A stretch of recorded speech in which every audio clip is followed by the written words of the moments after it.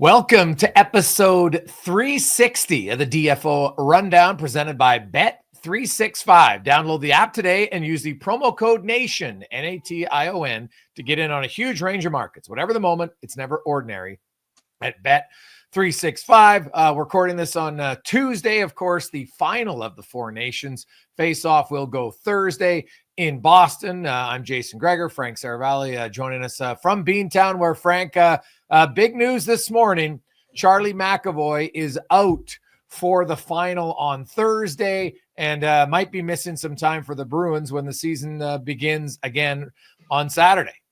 Yeah, it won't be a ton of time. This was a scary situation that popped up for Charlie McAvoy. He was dealing with a minor injury, an upper body injury, and ended up getting an infection that stemmed from that injury. Just something that kind of swelled up, had some fluid buildup, and ultimately got to a point where it was super painful and had to take himself to the hospital, where they figured out that he did have an infection and have treated it aggressively. He's fine. There's no long-term concern, but just not something that he can play on Thursday with at this point in time. And so unfortunate for the U.S. To end up in this spot. Obviously already missing Quinn Hughes, now to take out a guy that I would think, certainly gave Connor McDavid some issues on Saturday against Canada. And also to miss the final, not just as a proud American, but to miss the final in Boston, of all places where you play. I'm sure this one's really going to hurt for Charlie McAvoy, a tough one to swallow. Well, no doubt. And, he was very good in the first game, Canada-US on Saturday night. Was very physical. So I think they'll miss his presence in that game. And, we've seen, hey, Canada played that game without Cale Makar, and now he's back. And so that's a pretty big swing if it's McAvoy out for the US and Makar in for Canada. I was going to say, even with McAvoy in, just getting Makar back for Canada, it's a game changer. That's one part about Saturday's game that I don't know was talked enough about. When you had Quinn Hughes out from the American side, losing Cale Makar for one game, it's almost like it leveled the ice surface. You take two of the very best defensemen in the world, two offensive juggernauts and contributors, and take one out for each side. That was a game changer for Canada. And you could see how different they looked on Monday. Here's the big thing moving forward. I'm told from a roster perspective, Jay, that the United States won't be able to add anyone as an extra to their team because they have the 12 forwards and 6 defensemen that are ready now, with Jake Sanderson obviously expected to be in the lineup for Thursday's game. So there's no cavalry coming. There's no extra help on the way. The U.S. has what they have, and that's the determination that's been made on Tuesday morning in conjunction with the NHL and NHLPA. And the U.S. has what they have. That's a tough spot to be in, to lose McAvoy over a seemingly minor injury that turned into something totally different. To take him out is a big, big loss. And then you're dealing with the rest of the roster that's banged up front. Matthew Tkachuk dealing with a soft tissue injury. Brady Tkachuk crashes into the post. Auston Matthews dealing with upper body soreness.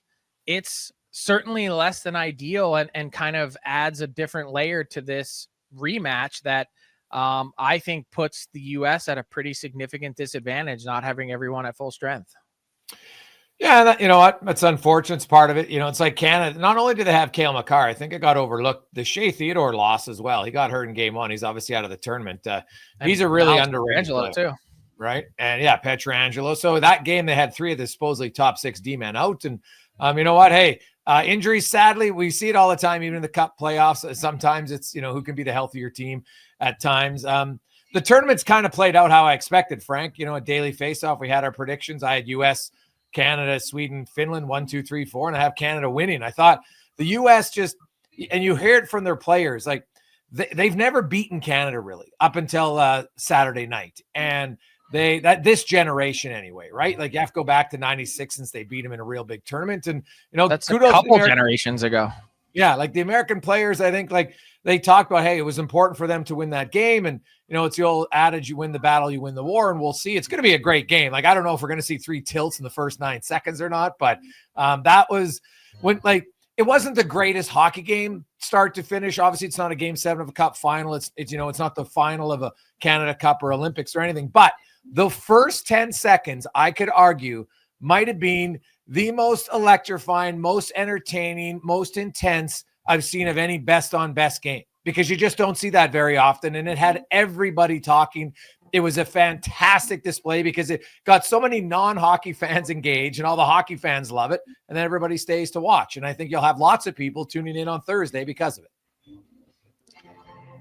it. No doubt. And look, now add in that this is for a final. I mean, The players were saying after, this is a game 7, and it is. And there's so much more than, like, let's unpack a few of these layers here, because there's so much more to this than just a game. You've got the political stuff on one end that's also bringing in a lot of other people to this conversation to watch a game that they otherwise might not watch. I mean, you've got sitting U.S. Congress people that know nothing about hockey, that don't watch hockey, tweeting about it. You've got the White House tweeting about it. You've got football podcasts leading off their show talking about the NHL. You've got SportsCenter and everything else. It's just, in this country, that was my favorite part about Saturday, was all of my friends that are non-hockey people, that don't watch hockey, don't talk about hockey, don't like hockey. They all tuned in, and they happened to be tuned in right from puck drop. And to see that, it just hooked them in for the rest of the game. So the U.S. is going to have an audience here that they've never had, at least in this generation of fan. And the big thing is going to be not just, will this game live up to the hype, because I think it will, but in order for this sport to get to the next level in this country, the U.S. needs to win. Plain and simple. It's abundantly clear, and I think Canadians would even agree with this, that the U.S. winning this game would be huge for the game overall as a whole. And they have to convert because of a lot of the things that you just mentioned. Think about the way not all, but most of the other sports work. The U.S. is the dominant power in a lot of disciplines.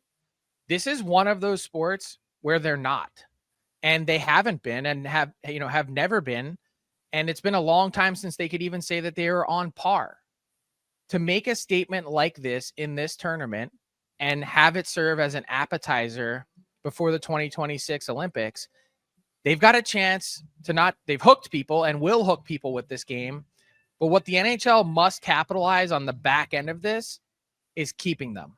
And that's going to be the harder part and a bigger question, or tougher question to answer. But that's where we're at. And it's multi-layered to a lot of different things. I've long argued, Frank, that there's so much talk in hockey circles about growing the game globally and stuff. And I'm like, no, the number one area where you have the most teams situated is the United States. That's where you need to grow the game first. You can spend all this other time elsewhere, and it doesn't mean that you can't still try to grow the game in Europe and other places. But let's be real. There's lots of places globally hockey ain't ever growing. Okay. It's just a fact. Now, I know some say, hey, India has a huge field hockey background, so they might understand it potentially. And it doesn't mean that you can't try to attract them, but you need to attract more Americans, because that's where that's 25 of your 32 teams are based there, right? It's just, you want to be on more par with more Americans. And we could have a whole conversation, Frank, about the hockey at its best is when it's got speed, it's got the emotion, it's got the skill and what you have. And, it's got that intensity that fighting allows. Now, I don't ever want to bring back stage fighting and having guys playing 4 minutes a game. That's awful for the game. I hope it never comes back. But having more emotion in the game, more physicality, more guys who are willing to do what we saw in the first few minutes of that game actually is what's going to allow the game to grow in the United States. So I just did a hit on Sports 1440, which obviously you're a huge part of in Edmonton. And one of the texts that came through on the text line was someone from South Dakota who, as a result of watching Saturday's game, they've built additional outdoor rinks in their town in South Dakota. Okay. So think about that for a second. One of the big things, and go back to November and the U.S. Thanksgiving article that I put out about the state of the game and the peril that it's in because of the participation numbers. Think about this from just a pure math perspective. The US has 10x the population that Canada does. It's actually almost closer to 11. With that, we have the same number of rinks in each country. How's that possible? So if you want to grow the game, you need more access, you need more rinks, you need people to come away from an event like Saturday and then Thursday night and say, I want to be part of that. I want to be part of that sport. And it has the potential to be a watershed moment from that perspective, but also from a participation perspective, because kids are watching this game. A whole next generation of fans are going to be into hockey. We've seen kids come from the 1980 Miracle on Ice generation. We've seen kids come from the 1996 World Cup of Hockey generation, but you need that success to help perpetuate some of that. It's an era of good feelings, in addition to national pride, in addition to all those other parts of it that I think are critically important. But you got to win. And we're dropping a podcast today on Frankly Speaking. I talked to USA Hockey Executive Director Pat Kelleher, and he said exactly that. Second place isn't good enough anymore. We need to win. It's time to convert. This is the best, collection of talent that's ever been assembled. Those are Mike Eruzioni's words, but they have to convert. It can't just be, oh, we're falling short to Canada again. Yeah, well, easier said than done, because the Canadians, they'll be ready to go. Connor McDavid's has, he was great in that game. It was even better, I thought. Nathan McKinnon, their big dog, showed up against Finland early on. And, Finland obviously made it closer in the last few minutes of that game. But for 50 minutes, Canada completely controlled that game. And, we'll see what they do. But, the other thing, Frank, is there's different opportunities for hockey. I read the article. I saw the stories about Anthony Duclair and the synthetic ice in Florida. And you have to look at different ways, cost effectiveness and other to have more rinks and to be playing different ways. Ultimately, you have to have ice at the end of the day. And, that's a long-term project. I'm a big believer, even in Canada. Too many rinks are all these massive facilities that are great, but you just need practice rinks. Just, go to the old, make a simple practice rink. You can have 2 rows for parents to sit and watch practice, and just have it for practice. Not every facility has to be the greatest of the greatest and have a booster juice and everything else inside of it. It can just be a rink that, the old shells. I don't know if you have shells in the States or not, but anybody out there, it looks like it's like a silver barn almost. And it's cold in there, but guess what? The ice is unreal. And that's all it should be about. And I think even in Canada, they have to look at finding ways to lower the costs, and not every facility has to be some, Ritz-Carlton of hockey rinks. Yeah, I agree with you. And when you have a place like that, I just think you need more accessibility to the learn to play, the limited travel, the tier 2, these are big businesses. So now when you open a rink like that and you do spend a ton of money, the first people you want to cater to is do you want to cater to 200 players who are paying 13 to 15,000 a year? Or do you want to cater to 600 players who are paying way less? It just becomes a math problem. And so when you have limited ice time, you have to make decisions. More ice, easier decisions. Let's turn to Thursday, because I got a series of questions for you. Okay. Yep. Will the American fans in TD Garden, will they boo O Canada? I don't know. Maybe some, probably. Not every fan boos. I think some will probably boo. It's emotional. I don't know, man. I'm probably the wrong guy to ask. I think we make a lot. There's actual real issues going on, and then people think booing an anthem somehow is a real issue. It ain't a real issue. Everybody knows it's never happened. Canadians have sang the anthem. There. Well, Canadians have sang the anthem for years when it's gone out in different places. The other, there's video of the Nashville fans booing the Canadian anthem a while back. A few people don't represent the masses. And I think when people look at why those people are booing, they're not booing the average American. They're booing their president leader who wants to annex their country. That's just the truth. Yeah. And I've mentioned multiple times, including on this show, that I understand why they are. But when you say it, whatever your opinion of it is, what matters in the end is what the players feel that are on the ice. And when you see the Tkachuks, as incensed as they were about the anthem being booed, and they held back when asked about it after the first game when they played against Finland, they showed why and how they're upset. And I also understand it from that perspective too. I can see it from both sides, and that's not to be a fence sitter. I've said this. If you are talking about annexing my country, I'm going to be doing a lot more than just booing. Okay. That said, when you hear your anthem being booed, it hits different.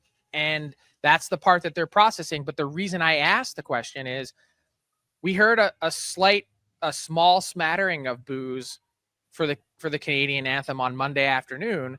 If it is loud and if it is the vocal majority, do the Canadian players that are in the starting lineup, do they react the same way? And do we have the same sort of fisticuffs off the hop as a response to the anthem? Well, I'm not sure that based on what the Tkachuks told the story, they had planned that in their text chain before the booze with JT Miller that they knew they were getting it. That it was a direct response to that. They got it in a small way in a non-rivalry game. They knew that once Canada was involved, it was going to be way louder. Yeah, I think they tried to send a message. I think if there was cheering for the anthem, that start would have still happened. I don't think the start happened because of the booze. That's my own opinion. I totally 100% disagree. Okay. It was a direct response to that anthem. And if that's the case, great. Awesome. Then it adds to it. Then you know what? Get more booze. Like if it's going to add emotion to the building, I don't have any problem with it. You know what? I would see, here's the thing. When you ask the Tkachuks, oh, they don't like the booing, does anybody follow up and say, well, do you understand why they're doing it? Then we got to go deeper. And really sports probably shouldn't get into that area a whole bunch if we're being completely honest on. I understand it, but if the booing was a reason why they got more engaged to start the game, then I guess I would be one who'd say, hey, if the Americans want to boo the Canadian anthem, I'm not going to be offended. Like I don't really get that offended if somebody wants to boo the anthem. Like it's not anything that changes anybody's life. It's a moment in time. It's booing, and then they move on. And there's actually that we're going to talk about and remember forever, right? I think that honestly, Frank, in 5 years, people remember the 10-second fight. I don't think they'll remember the booze. I disagree. I think they're going to talk about all of it. That's part of the environment, what precipitated it. Like think back to the most talked about games in hockey history. They all had a different backdrop. People still talk about, and those players talked about it in Matt Larkin's article this week on Daily Faceoff, going back to the 1972 Summit Series, how, you know, they get to Moscow and they had all their provisions stolen. The Russians took all their food and snacks and drinks. They still talk about how, you know, the Russian army prevented their doctor from going on the ice to tend to their players. 1980, the political backdrop leading into the Miracle on Ice, that's what made it what it was. The hockey was great, and the fact that a bunch of college Americans beat arguably the best team in the world that had knocked off NHL All-Star teams, that's what we talk about is the Cold War leading into it. This is on a different scale. It's not nearly as serious in the global scheme of it, but good luck telling that to Canadians that feel that their country's under threat and their sovereignty's under threat. Well, I agree with that. They're annoyed by that. We're going to talk about. Yeah, I think people are annoyed by that 100%. And I think there's valid reasons for that. I guess I just never saw the connection of the booze. When they're saying, hey, we want to send a message, I think they send a message that we're here to win. You know, if you listen to their comments, like they want to win. The Americans, they've been the younger brother for basically ever. They had the one run in 96, but this generation's, you know what? They lost in 2010. They lost in 2014. They didn't win it. They lost at the World Cup in 2016. Like they've never really had any success. And, you know, Canada's kind of taken their lunch money a few times. So I think they were like, we're going to go like JT Miller. You saw, you know, the initial one, Tkachuk and Hagel. And then even at the second faceoff, you could see Miller who was talking to Parayko, trying to get him to go. But then Tkachuk went with Bennett, which I thought for sure was going to happen. And then even, you know, after that whistle was really Miller who kind of, you know, Parayko finally said, all right, he's not a big fighter. They had a good fight. And I think it was those. Miller, by the way, if you go watch the highlights again, Miller's gloves were off and he was willing to take on he was literally scanning, ready to take on anyone that was willing to go with him. Yeah. That was his plan. Yeah. And so, you know what? Like, I loved it. Like, I just love the emotion of it. You don't see it very often. It put a stamp on it. Does Canada need to do the same thing to start next game? Well, selfishly, I love it. Will they is the question, right? Well, I can tell you right now, Sam Bennett would do it in a heartbeat, right? I have no qualms about him doing it. Hagel would do it again. Travis Konechny's a player that would do it. Parayko showed once he'd do it. They don't have a ton of guys who are fisticuff guys, obviously, and neither does the U.S. Like outside of those 3 or 4, I'm not sure there's a lot of other guys. Like, you know what? Hey, Crosby's fought once a year in his career for years. Like, I don't think he's going to fight in a game, but imagine if he did. Oh my God, that would be unreal. But I would love to see it. I don't know. Like, it's different when it's a final game, right? It's just that game was the round robin game. And, ultimately both teams ended up being in the final. And a lot of people thought that was going to be the final when the tournament started. But you know how it is, Frank. Like, sometimes you might fight in game 1 of a game 7 series, but rarely do you fight in game 7. I would not be surprised to see it off the hop. I'd love it. People are watching, yes. And it would be great. It would honestly, Frank, when you they know that's what set the tone. Yes, selling the game. It's true. It would be monumental if you had it now. Maybe not 3, but even if you just had 1, and everyone's like, "Oh my God, we're right into it." Because here's the thing about it is that it engages everybody, because everybody who's ever played hockey, I don't care at what level you play at, when one of your teammates gets in a tilt, it automatically increases your emotion, even if you're not a fighter, because you're like, God, I respect that guy because maybe I'm not willing to do it. And, fans on either side love it. It would be amazing just because it's a different way to set the tone. You can have a great goal as McDavid scored, but it's not the same as boom, boom, boom, as we saw 3 tilts in 9 seconds. And because it got everybody in the game. I'd love it. I hope we see it. But history tells us we likely won't. And that doesn't mean the game won't be good. But I would bet on it, to be honest. Oh, well, maybe Bet365 should put a line on it. Tilt in the first minute. Or tilt in the first 10, whatever it might be. Yeah. I just hope there's more goals too, to be honest. Like, more goals is that's needed. Like, 4-3, 3, like 2-1 games are great. I just don't think you want them all the time. Well, I was going to say, maybe that's another part of this Saturday night game that wasn't talked about a ton. There was a lot of attention spent on Jordan Binnington, and understandably so, particularly with some of the goals that Finland scored in the third period to close out the round robin. But there was a lot of talk about Connor Hellebuck and the job that he did when he was tremendous, and his save percentage for the tournament indicates that. That said, this is a vaunted Canadian attack. And at times, John Cooper has thrown out I don't know if you want to call it the nuclear option, but when you can throw out Sidney Crosby, Nathan McKinnon, and Connor McDavid all together at once, how is it possible that Canada scored just once on Saturday? Well, a few reasons for me. Number one, some of their best chances they overpassed. You had guys in good looks, didn't do it. And I felt that they kind of settled, Frank, to the U.S. was they were playing a real tight defensive box in a lot of places, even 5-on-5. And they were saying, hey, we'll give up your point shots. And Canada's point shots either didn't get through or they missed the net on a lot of them. And then a lot of the other ones, they didn't have any traffic in front. So they didn't penetrate the middle of the ice as often as they should. And a few chances they had good opportunities to shoot, they didn't shoot. I think you'll see a difference. Like McDavid's goal against Finland. And a lot of times he might look for a pass there. He rifles it off the post. McKinnon's obviously shooting on that situation. And I really like the changes that John Cooper made. I had said it from the start of the tournament. Braden Point's in my top 6 all day, every day. And I like that they put him in there. Stone is a similar type of player, Frank, in ways of Zach Hyman, right? Not the fleetest of foot. Doesn't have to be. Hyman skates better. But he's down low. He's a smart player. And I like that complementary trio better. Reinhart worked better with McKinnon and Crosby. We saw it. That was his best game of the tournament. Now, maybe it's just because they played a little bit more games now. Guys are more comfortable, maybe. But I like those changes. And the other thing I liked was the Bennett, Marchand, Konechny trio. They had instant chemistry. It's their first time playing together.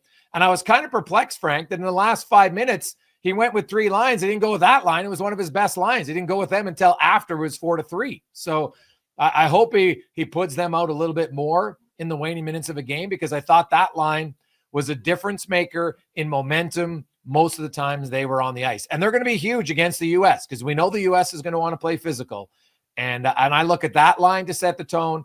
And Canada's top guys, like for sure, they were kind of quiet after the McDavid goal. They'll need to be better. And I think they can't always look for the perfect pass. Sometimes just shoot the puck. So would it shock you if I said that the linchpin for Canada's success on Thursday is Brayden Point, given all that you just said? Well, he's one of them for sure. Like McDavid's game has, he scored the first goal in the last 2 games for Canada. He's really kind of set the tone with his pace. I still think it's him, but Brayden Point is such a smart player. Is the connective tissue, though, seemingly in the lineup that Cooper has put together to really make everything go. And to your point, not only the intelligence, but it's kind of lost on a lot of people around the league, I guess, that he plays with one of the very best players in the world already in Nikita Kucherov and knows how to do this. They've been searching. Like, you look at the combos that Cooper threw out on Saturday, and it was all over the place. Like, it was whatever stuck. And if they can lock that in with Point, I think it changes a ton for Canada and provide some cohesion that they desperately need. All right, let's bring in Ty Yaremchuk. All right, gents, ready to roll with a new edition of Fill in the Blank, brought to you by our friends at Bet365. Download the app and use the promo code NATION to get in on a huge range of markets. I want to talk to you guys a little bit about potential MVPs in this tournament. Obviously, down to 2 teams, so the player pool is pretty thin here, but Bet365 does have updated odds. Before I get to those, I want to ask you guys, and I'll start with you, Frank. If Team USA wins on Thursday, their MVP is blank. If Team USA wins on Thursday, their MVP is a damn good question. I would lean toward one of the Tkachuks just because of the emotional energy that they've brought. And obviously in that first game, the 2 goals each that they scored, what they brought on Saturday. And by the way, the other part of the fireworks to open that game were, what if that went sideways? You've got Miller and the 2 Tkachuks in the box. The instigator penalty gives Canada a power play. What if they score and then score again in short order, and all of a sudden a loaded Team Canada is running downhill on you in Montreal in their home building? Man, it could have gone south in a big way. So there was some risk in starting the game that way. That said, I would lean toward one of the Tkachuks, but there have been some big goals scored by some players in this tournament that I kind of think you head into Thursday that if someone has a massive game, because it's also such a short tournament, that they have kind of the ability to steal the show and earn that MVP. For me, it would be Zach Werenski heading into the tournament. I think he's been the most consistent impact player, plays a ton of minutes. Of course, Frank's right on the result of that game. And if Connor Hellebuyck has another really good game, I think he's going to get some. He's going to get some consideration. But I'd probably have to go Werenski 1, Hellebuyck 2 at this point. So not only is Connor Hellebuyck the favorite for Team USA, he's the favorite for the whole tournament, plus 260 over courtesy of our friends at Bet365. The Tkachuks are 14-1 when you look at the odds board right now. And hey, Greggs, if you wanted to lay a little on Zach Werenski, 22-1 there. Let me flip the question and go to Team Canada. Greggs, I'll start with you. The MVP for Team Canada, if they win on Thursday, is blank. Yeah, good question. Probably similar answer, like if somebody has a great game, because that's what you're going to remember more. I know Crosby got the star one game and McKinnon had it the other. I think McDavid's probably being the most dangerous guy start to finish, but Sidney Crosby, score, it's an empty net goal, but it's the hit and the play that leads up to it. And he had the 3 assist game in the first. So I'd probably go between Crosby or McDavid. Yeah, I'm with you. The only thing that leaves me a little longing for it is Crosby was not good against the U.S. No. And had also had a couple critical turnovers that he addressed himself. I don't know if that knocks him down a peg or not, but there's also such attention to his game. And he collects MVPs like it's his job. I mean, we're talking about a back-to-back Conn Smythe Trophy winner, and then followed that up with a World Cup of Hockey MVP in 2016. That, I mean, it's one of the great individual runs that we've seen, and not to mention a Mount Rushmore player. So he does get that extra bit of attention that probably in a lot of ways, if Canada wins and he has a strong game and contributes again, that he's probably going to be in a pretty good position. Yeah, so the odds right now for Team Canada's MVP, McDavid is the favorite, plus 280, Crosby plus 550, and then Nathan McKinnon is the only one who's under that 10-1 threshold. He is plus 700. Let's go from MVP to maybe I'll call it LVP, least valuable player. A lot of smoke about Elias Pettersson and his kind of no-show in this tournament. I found it interesting, Frank, when you tweeted about his performance the other day. You said he's still on your trade targets board. So let me ask you, coming out of this tournament where Canucks fans were maybe hoping like, hey, this is going to give him a jolt and we're going to see the old Petey. We didn't see it. We saw the Petey we've been seeing for 14 months. There is a blank % chance that he is still a Canuck come next season. Never mind this deadline, next season. See, the problem for the Canucks is that this tournament really hurt his trade value, yeah. I think. Not only did a lot of fans think that, that's also what Team Sweden teammates had said. You're going to see a different Elias Pettersson. We saw the same guy. To me, he's timid. And you watch him throw away pucks in this tournament. I can't believe it. And he's had opportunities to shoot that he passes up on. He has pucks that he could get on net that he flubs on. It's almost like a player that in baseball or football, whatever it might be, that has the yips, or a golfer. And I don't know if that's quite necessarily a fair comparison to make, but he seems to be so rattled by whatever's happening around him that it's impacting every facet of his game. And I just think, so to answer the question, I would think that there's a small percentage chance that he's a Canuck next season, because if you're Vancouver, you have to be making some kind of internal decision of, this guy's no trade clause is kicking in on July 1st. Can we afford to keep $11.6 million on the cap for these next 7 seasons if this is the level of production that we can reasonably expect? The problem with that is, even if you want to move him, now the value is reduced so significantly that it's almost like this tournament provided further exposure that in key moments in the playoffs that maybe someone else can't count on him or look at him in the same way. Yeah, are there going to be bottom feeders? Are there going to be tire kickers that are going to want to buy extremely low? Yes, and see if they can rehab him. But I think this tournament hurt his trade value in a significant way. What do you think, Greggs? Yeah, I won't get an argument from me. It's I talked to I had a Swedish player tell me, goes, the biggest thing for him is he looks like he's just so hard on himself all the time.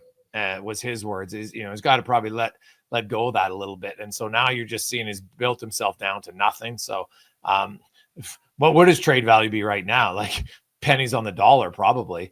So yeah, he hasn't had a great tournament. I think if you look at it from the teams that are playing, I know Mitch Marner scored 3-on-3, but 5-on-5, he's done very little. They need more from him 5-on-5. And I think the Americans would tell you they need more from Auston Matthews if they get into that big game on Thursday. Yeah. And I wonder how much at all has this injury that obviously is recurring for Matthews.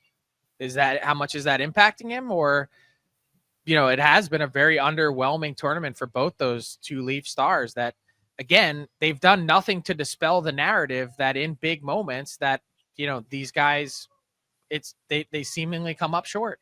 And Frank, I'll be very... Oh, sorry. Go ahead, Ty.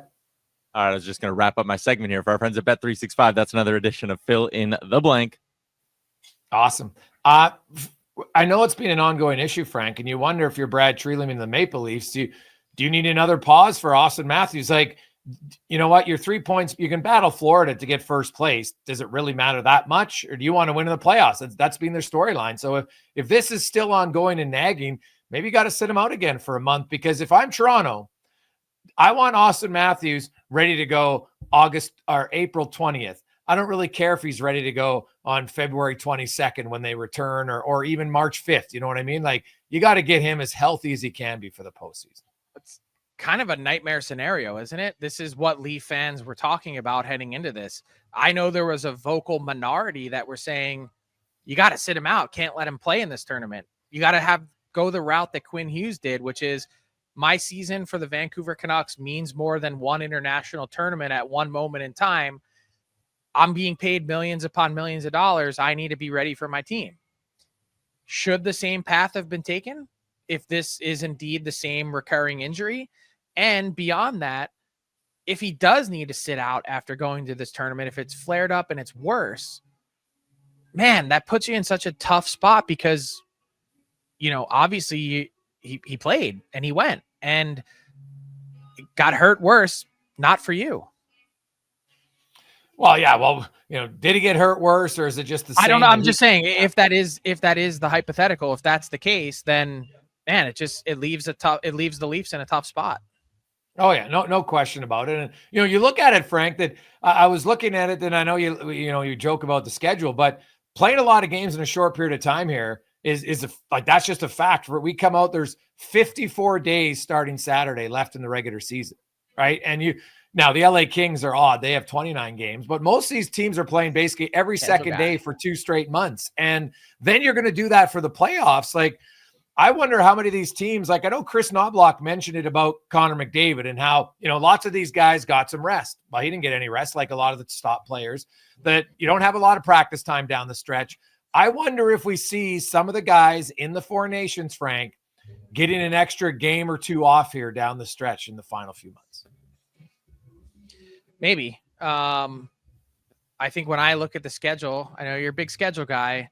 The biggest thing that I think about on the heels of this Four Nations is that teams have 13 sleeps on the other end of this tournament to get their roster in order for the March 7th trade deadline. And it's going to happen quick. And I would expect some pretty significant stuff to go down on the other end of this. We haven't seen a lot of the traditional rentals be moved yet, and it's getting close to crunch time. So that's going to be fascinating. But as we wrap, give me your prediction for Thursday. Who wins and why, and what's the score?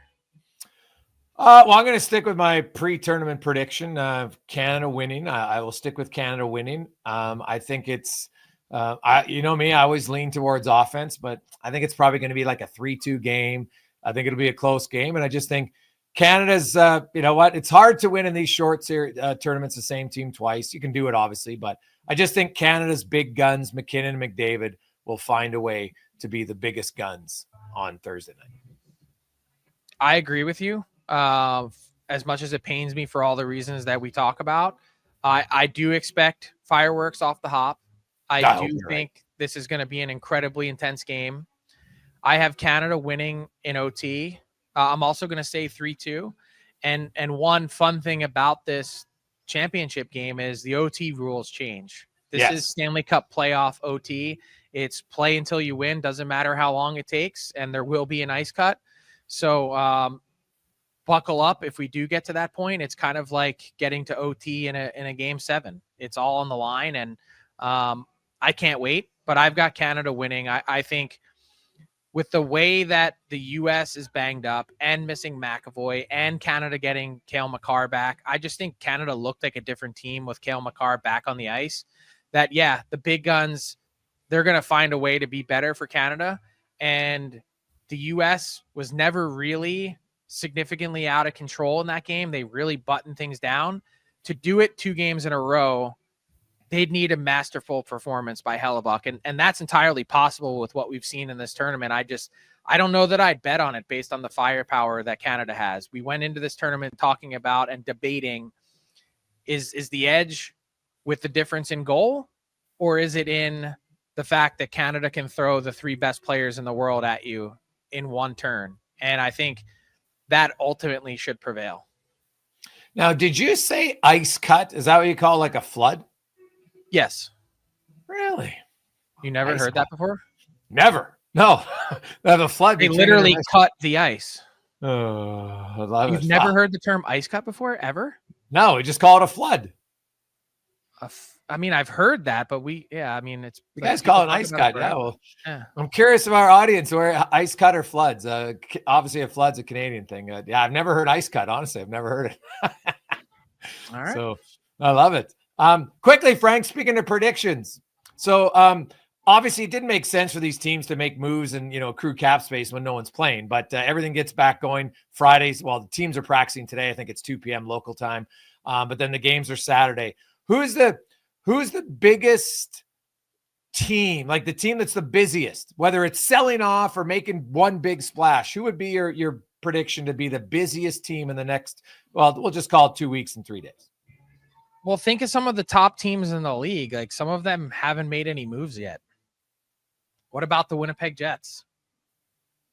I mean, what about some of these teams that are selling off pieces? The Flyers have a couple guys that they want to move, and the Dallas Stars still have LTIR money from Miro Heiskanen. And like, I just think we've got some of the very best. Like, Edmonton hasn't made their move yet. We know they're going to make one.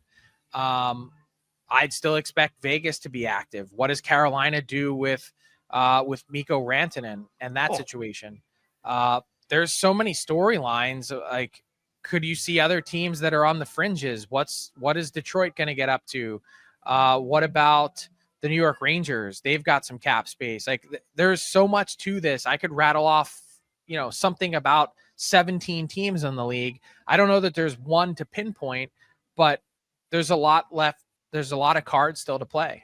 Yeah. Wow. I agree with you on that. I think one of the top teams is going to end up making more moves than we think. I won't be surprised if Edmonton ends up making 2 or 3. I'd be shocked if they do that based on what I'm hearing. They don't have the cap space to do it. And so they'd have to trade off pieces from their roster. Well, that to me is, I think you might see some teams here wheeling some guys on, deal salaries for salary, which is great. So we'll see. Frankie, enjoy Boston. You guys got a lot of snow there too? No, but there was endless snow in Montreal. It was an absolute adventure getting here. Tyler, by the way, and Pat Puff, our producer, deserve a ton of credit for their commitment. Everyone had flight cancellations. Mine were gonged. There's guys that are still, even today, Tuesday, making their way from Montreal to Boston. It's been windy. It's been snowing. Montreal, the first dump of snow that they got when we were there was like 40 centimeters.